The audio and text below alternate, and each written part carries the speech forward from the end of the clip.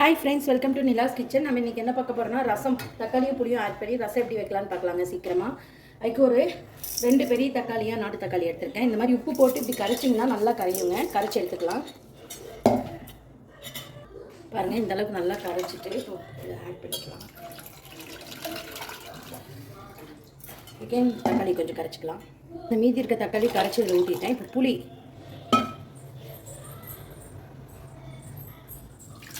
சின்ன நெல்லிக்காய் சைஸ் தான் ஊற வச்சுருக்கேங்க. இதையும் கரைச்சி எடுத்துக்கலாம். பாருங்கள், புளி கரைச்சி ஊற்றிக்கலாம். இதையும் இன்னொரு டைமும் இது கூடவே கொஞ்சமாக கருவேப்பிலை, கொத்தமல்லி தழை போட்டுக்கலாங்க.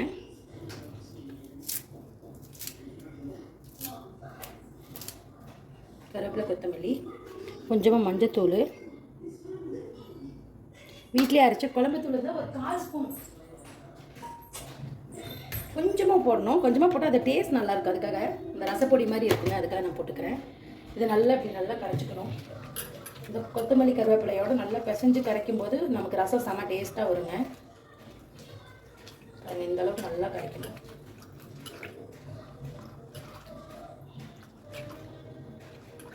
அவ்வளோதான். போய் இதை நான் தனியாக எடுத்து வச்சுக்கிறேன். இப்போ ரசம் தாளிக்க என்னென்ன தேவைன்னு பார்த்துக்கலாங்க. ரசம் தாளிக்கிறதுக்கு இப்போது சீரகம் 1 ஸ்பூன் அளவு நான் எடுத்துக்கிறேன்.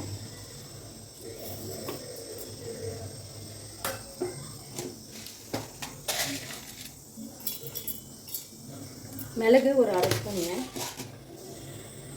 இது கூட இது ஒரு பல்ஸ் விட்டுட்டுங்க, ஒரு 2 கருவேப்பிலை இதில் இது ஒரு பல்ஸ் விட்டுட்டுங்க. ஒரே ஒரு பூண்டை அப்படியே தோலோடு போட்டுக்கலாங்க. தோலோட நுணுக்கி தோலோடு போட்டு ஒரு பல்ஸ் விட்டு எடுத்துக்கலாங்க மிக்சியில். பாருங்க, இந்த மாதிரி ஒரு பல்ஸ் விட்டு எடுத்துட்டால் போதும்.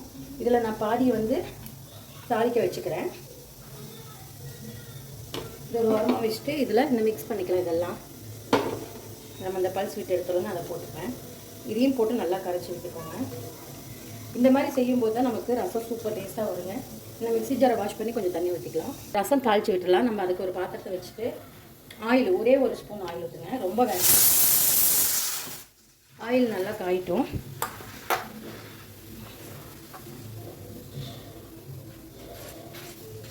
ஆயில் நல்லா காஞ்சதும் கடுகு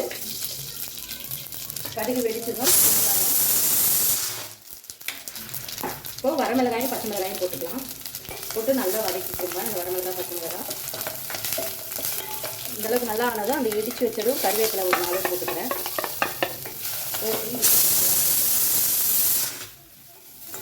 இந்தளவுக்கு நல்லா டீப்பாக ஃப்ரை ஆகணும். இப்போது நம்ம அந்த கரைச்சி வச்சு கரைசலை போட்டுக்கலாங்க. அவ்வளோதான், சூப்பரான ஒரு ரசம் ரெடி ஆகிடும். இது நல்லா நுரக்கட்டி வந்தோடனே கருவேப்பிலை கொத்தமல்லி தூவி அரைக்கிடலாங்க.